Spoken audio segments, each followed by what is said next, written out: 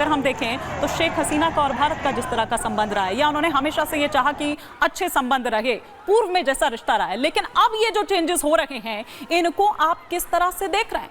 देखिए, अगर आप इंटरनेशनली इस बात को इवैल्यूएट करें, कहना बड़ा आसान है कि चलिए जी हसीना ने हमारे साथ अच्छे रिलेशन रखे, बांग्लादेश की जरूरत है भारत, और भारत उस जरूरत को पूरा करता है। जब इंटरनेशनल डिप्लोमेसी पर बात आती है, सब अपनी अपनी कंट्रीज को देखते हैं। बिल्कुल। आप बेसिकली आप अगर एंटी भी हैं, जैसा अगर आपको याद आएगा बाइडेन साहब जब आए थे तब बोला गया था वो एंटी इंडिया है, कितना बढ़िया काम चला है। कमाला हैरिस एंटी इंडिया है, उस समय ये बोला गया था। देखिए, कंट्री के जो स्पेसिफिक इंटरेस्ट हैं, स्ट्रैटेजिक इंटरेस्ट हैं, टेक्निकल इकोनॉमिकल इंटरेस्ट हैं, इसके ऊपर भारत खरा उतरता है जहां तक बांग्लादेश का सवाल है। और उसमें शेख हसीना ने बांग्लादेश को वो सारा फायदा दिलाया, इसमें कोई डाउट नहीं होना चाहिए, इसलिए वो हमारे को क्लोज नजर आती हैं। अदरवाइज उन्होंने अपना कोई देश थोड़ी ना बेच दिया हमारे लिए, और ना हमने अपना बेच दिया। हमने इन सभी कंट्रीज को, इवन अगर आपको याद हो सिमिलर सिचुएशन श्रीलंका में हुई थी, तब भी हमने सपोर्ट किया था, हमने ऑयल भी दिया था, हमने लोन भी दिया था, हमने चैरिटी भी करी थी कि इस तरह की सिचुएशन खराब ना हो। यस, इसमें कोई डाउट नहीं है। अब जो नई लीडरशिप आएगी, अगर वो चैलेंजिंग रही तो आप देखेंगे कि बांग्लादेश के हाल बद से बदतर होंगे। मुझे नहीं लगता कि किसी भी तरह इस समय एक नॉन डेमोक्रेटिक गवर्नमेंट कोई एक अच्छा स्टैंड ले पाएगी अपने खुद के कंट्री के लिए। एक न्यूट्रल भी वो होना चाहिए, ये भी एक बड़ा सवाल यहाँ पर है।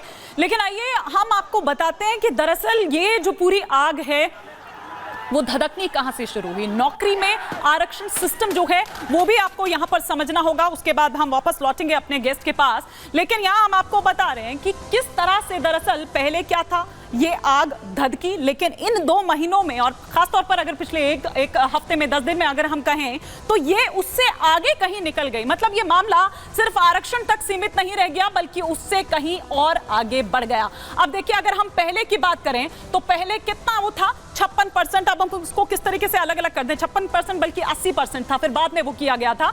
हम स्वतंत्रता सेनानियों के बच्चे का अगर इसमें बात करें तो वो 30% उसमें था। पिछड़े जिलों की बात करें तो 10% उनके लिए था। अल्पसंख्यकों की बात करें तो 5% उनके लिए था। विकलांग दिव्यांगों की अगर बात करें तो उनके लिए 1% था, और महिलाओं की बात करें तो उसमें 10% था, और मेरिट की अगर हम बात करें तो 44%। लेकिन कोर्ट ने क्या कहा, उसे ठीक बदल दिया, और सिर्फ 7% आरक्षण जो है वो रह गया। मतलब ये कि कोर्ट की ओर से ये कहा गया कि 93% मेरिट होना चाहिए, और यही दरअसल उन छात्रों की, वो जो प्रदर्शनकारी थे, उनकी भी मांग थी।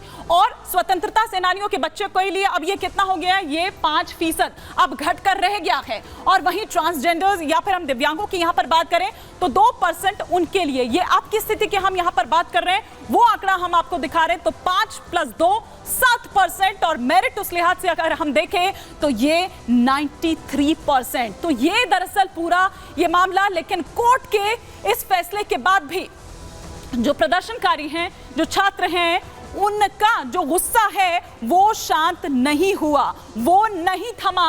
उसके बाद भी वो सड़कों पर इसी तरह से रहे। लेकिन आप ये देखिए कि संवाद चूंकि इस बीच स्थापित नहीं होता है। हालांकि शेख हसीना की ओर से ये कहा गया था कि ठीक है वो बात करने के लिए तैयार हैं, लेकिन जो प्रदर्शनकारी हैं उन्होंने बात करने से इनकार कर दिया। प्लस कोई सॉल्यूशन इस तरह का निकलता जब उनको नजर नहीं आया, तो फिर ये आग और ज्यादा भड़कने लगी। लेकिन फिर आप ये देखिए कि किस तरह से ये आग धधकते धधकते यहां तख्ता पलट तक जा चुकी है। लेकिन क्या है सुप्रीम कोर्ट का फैसला जो बांग्लादेश की, हम यहां आपको यहां पर बता दें कि 21 जुलाई को सुप्रीम कोर्ट का ये फैसला आया था। उसने अपना ये फैसला सुनाया था कि स्वतंत्रता सेनानियों के बच्चों के लिए 5% आरक्षण उनको देना होगा, ये आदेश दिया गया। और बाकी अगर बात करें तो बाकी 2% कोटा जातीय अल्पसंख्यकों और साथ ही साथ जो दिव्यांग हैं उनके लिए ये 2% कोटा रखा गया। मतलब साफ तौर पर यह कहा गया कि 93%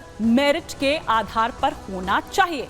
उनकी तरफ से ये सवाल दरअसल उठाया जा रहा था कि भाई ठीक है, उन्होंने उस वक्त जो किया, लेकिन उनके नाती पोते इन सबको आखिर ये क्यों दिया जाना चाहिए? ये उनकी मांग थी।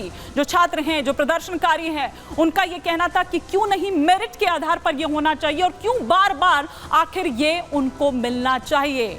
तो इन सारी चीजों को ध्यान में रखते हुए जो कोर्ट का जो फैसला है वो सामने निकल कर आया है। तो ये हम आपको दिखा रहे हैं, लेकिन इस बीच एक और बड़ी खबर जो आ रही है वो ये कि दिल्ली पहुंचेंगी शेख हसीना। अब से कुछ ही देर में वो खबर आपके सामने होगी। सबसे पहले रिपब्लिक भारत आपको बताएगा, लेकिन साथ ही ये कहा जा रहा है कि शाम में दिल्ली से लंदन जा सकती हैं शेख हसीना। दिल्ली में हसीना के विमान की रिफ्यूलिंग होगी, फिर रिफ्यूलिंग के बाद उड़ान भरेगा हसीना का विमान। ये इस वक्त जानकारी मिल रही है। जिस तरह से पहले भी हमने आपको बताया कि शेख हसीना की ओर से जो जानकारी आ रही है कि किसी तरह का कोई संरक्षण जो है, राजनीतिक संरक्षण जो है, उसकी मांग नहीं की गई है। एक क्विक रिएक्शन में जरा उस टाइम मिर्जा साहब को मैंने रोक लिया था, आप कुछ काउंटर करना चाह रहे थे कर्नल शैलेंद्र की बात पर। नहीं, काउंटर मैं नहीं करना चाह रहा। मैं सिर्फ ये कहना चाह रहा हूं कि ये इंडिया के लिए कोई अच्छी खबर नहीं है शेख हसीना का इस तरह से इक़्तिदार से बेदखल किया जाना। और ये पॉपुलर मूवमेंट्स या ये कोई फौज का जर्नैल जिस तरह ये फरमा रहे थे एम्बिशियस, ये उसकी एम्बिशन से इसका कोई लेना देना नहीं। ये अमेरिकन स्पॉन्सर्ड कू है। और मैंने 2 हफ्ते पहले अपने आर्टिकल में ये सवाल उठाया था, उसका टाइटल था is Bangladesh inching towards martial law with a question mark. चीजों को सही चीज से उनको पुकारना चाहिए। और ये एक American /Pakistan /ISI Islamic fundamentalist back coup है। ये बांग्लादेश को अगर बहुत पीछे ले जाएगा, और यही चाहते हैं वो। ये नहीं चाहते कि यहाँ पे एक ऐसे सरकारें हों जो अपनी अपनी इकोनॉमीज को स्ट्रॉन्ग कर सकें, जो वहां पे इस्लामिक फंडामेंटलिज्म को डिसाइसिव डिफीट दे सकें। वो नहीं चाहते ये वेस्ट वाले। वो चाहते हैं ये इस्लामिक फंडामेंटलिस्ट ऑर्गेनाइजेशंस का वजूद कायम रहे, चाहे इंडिया है, कश्मीर है, पाकिस्तान, बांग्लादेश है, ये कायम रहे, वीक हो लेकिन कायम हो। क्योंकि ये वो इंफ्रास्ट्रक्चर है, रिएक्शनरी इंफ्रास्ट्रक्चर, जिसके जरिए डेमोक्रेटिक गवर्नमेंट्स के खिलाफ जब कोई मूवमेंट चलती है तो इनको इन्फिल्ट्रेट करा के उसको वायलेंट किया जाता है, और फिर इनके लोगों को ऊपर उठाया जाता है, लीडर बनाया जाता है, और फिर ये एक स्टबर्न लीडरशिप के शक्ल में सामने आता है जो कह रहे हैं मुज़ाकरात नहीं करेंगे, मुज़ाकरात नहीं करेंगे। ये बार बार रिपीट होती है चीज। अभी मैं ये समझ रहा हूं कि ये देखे ना, अभी जो तस्वीरें दिखा रही थी आपके इस शो में हिमानी, वो कि शेख मुजीब के वो स्टैचू को हथौड़े से तोड़ रहा है। तो शेख मुजीब का क्या लेना देना है इस मूवमेंट से?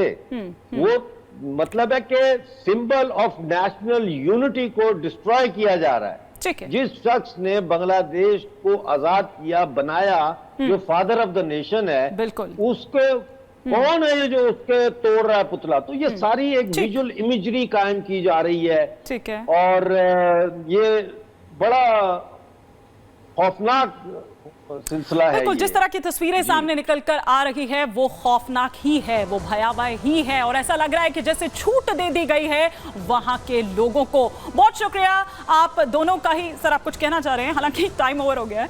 हाँ, ठीक है। बहुत शुक्रिया आप दोनों मेहमानों का हमारे साथ जुड़ने के लिए। तो आज के प्रहार के सफर में फिलहाल इतना ही।